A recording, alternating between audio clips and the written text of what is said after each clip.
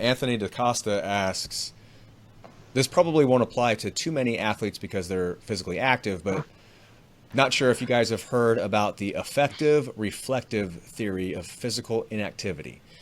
The premise of the theory is that people are most likely to make decisions to exercise based on their emotional states as opposed to using cognition to weigh the pros and cons of engaging in exercise. In short, people are more likely to engage in behavior that makes them feel good and avoid behaviors that don't. Knowing this, how do you get people who are sedentary to buy into your therapeutic exercises in the clinic and at home?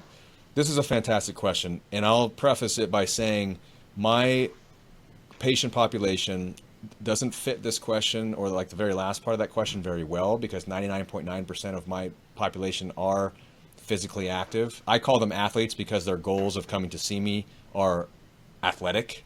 Whether or not they're any good at that endeavor is a different story if we want to define athlete. But so I'm coming from that angle. Just wanted to kind of throw that out there. But I had heard of the affective reflective theory, or the AR theory, but I didn't know anything about it. And I did a little bit of digging, and just for everyone's reference, I found an open access paper on it, and it's titled Affective Reflective Theory of Physical Inactivity and Exercise, Foundations and Preliminary Evidence. And this is actually from June of 2017. So pretty recent synthesis of the theory. And essentially, to just piggyback on what Anthony already said, it's a dual process model. So you have a type 1, this is all happening within the person, within their like kind of thinking process. There's type 1 process and there's type 2 process.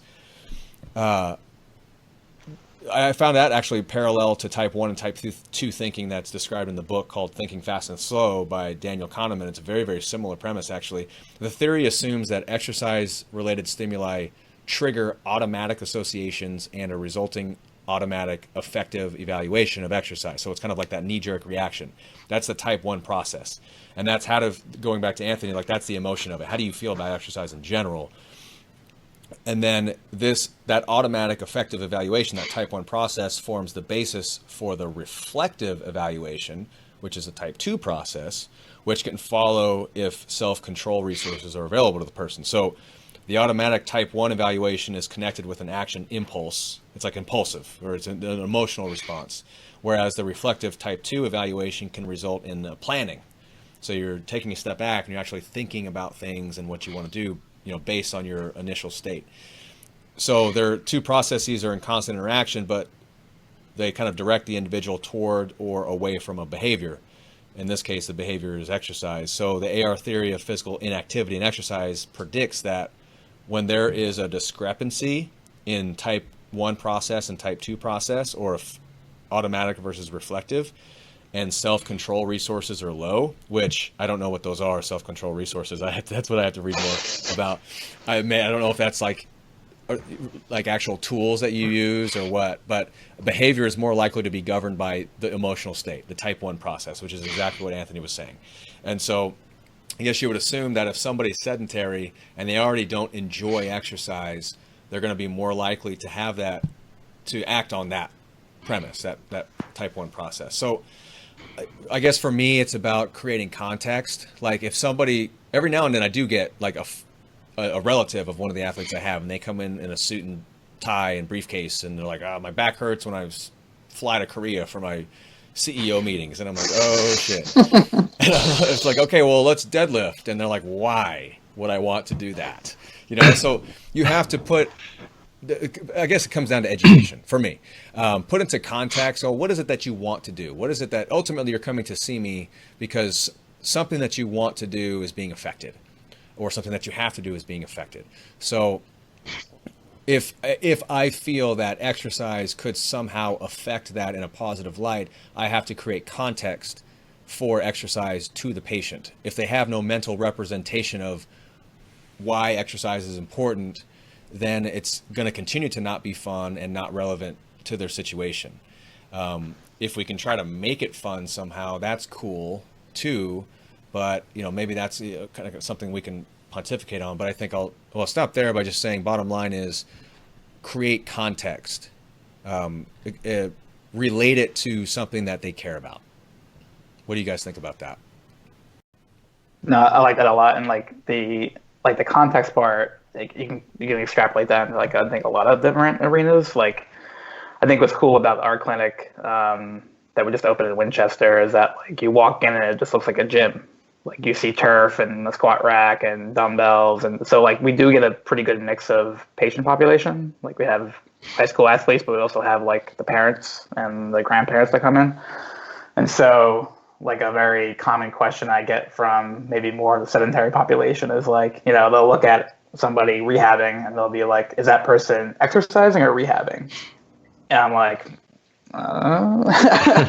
so like, there's at least like this precedent when they walk in, they're like, all right, this seems to be a little more of like a physical therapy, which is funny because that's in the word. And then kind of going back to what you were saying about like making it almost like task like focused, because like most people come in with some kind of complaint about like either pain or injury, like interfering with some kind of functional task, and that involves some kind of movement typically, or maybe like a lack of movement, some kind of position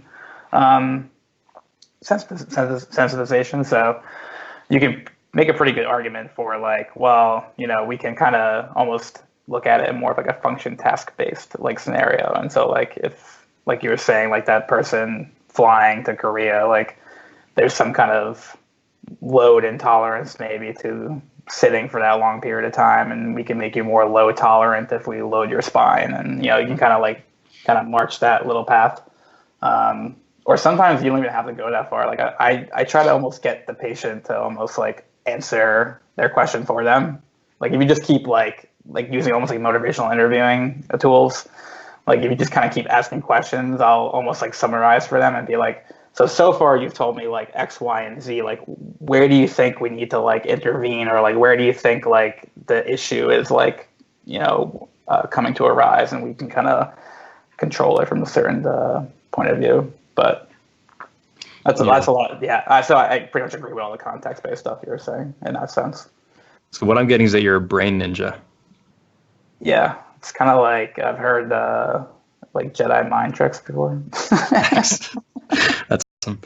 Yeah, no, I agree with all that too. I think that it sounded from the get-go, just reading the question to me, it sounded kind of like we're asking, how do we create buy-in?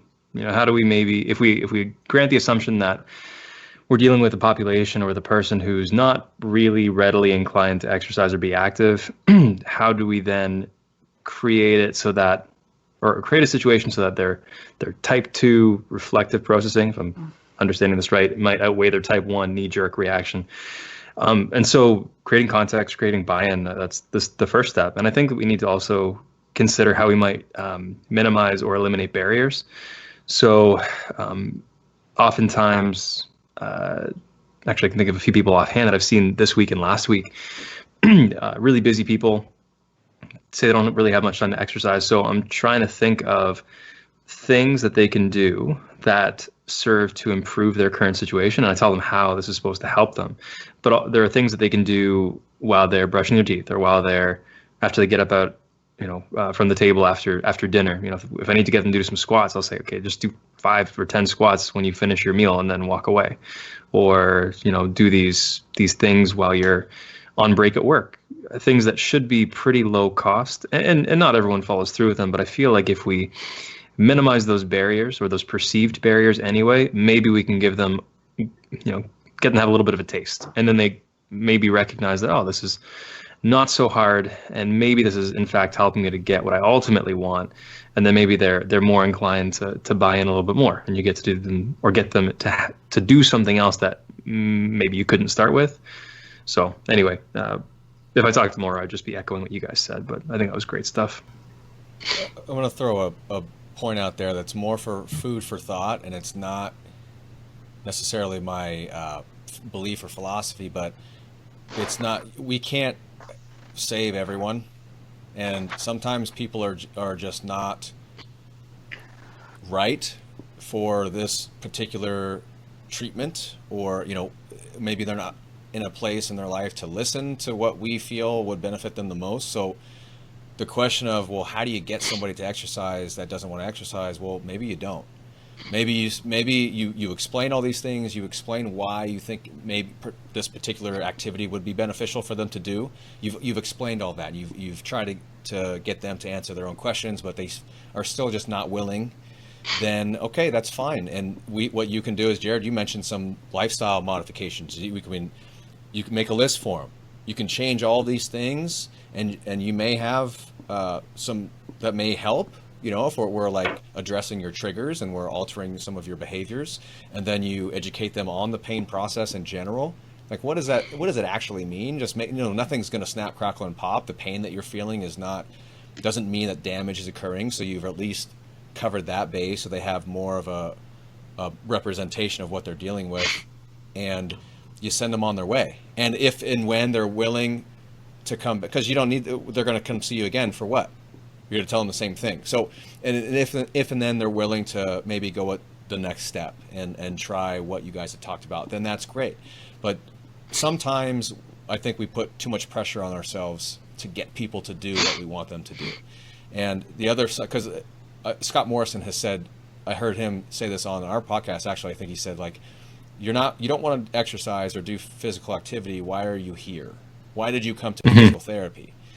Maybe people have a weird contextual framework of what physical therapy is, but there's a disconnect there. And then I've heard Greg Lehman kind of echo similar things, like not everyone needs to squat, deadlift, bench press, and throw shit around. Like, or maybe, it would benefit them, but it kind of goes back to what I said. They're just not willing. And we should be able to at least provide them something to intervene with and give them, ultimately it's their choice. What do you guys think about that? You go, Mike. I like it. I mean, I've had someone walk out on a session with me, so it's not like, it's, you definitely can't bat 1,000. And you just hope that you said something to some effect that will help them down the line. But, like you said, you or what you're providing may not be like the best fit at that time. For sure. I think it was one of my first colleagues had said, I was bright-eyed, bushy-tailed coming out of school, and she said, like, you're not going to help everybody. And it didn't take long for that to really sink in. And a word that might be accurate as I've become a little bit more jaded, or maybe the better word is just realistic. And I think that for people who care a lot about what they do, which is hopefully most, rehab providers or clinicians, there's probably an inherent tendency to ascribe value to ourselves based on how well we do with people, and that doesn't necessarily need to be the case. Like, we need to do the best that we can, and that might look different depending upon the situation, and not everyone is ready, or maybe we're not the person they need to be seeing right now, and we just do what we can and kind of need to be okay with that, I think. Great question, great answers too.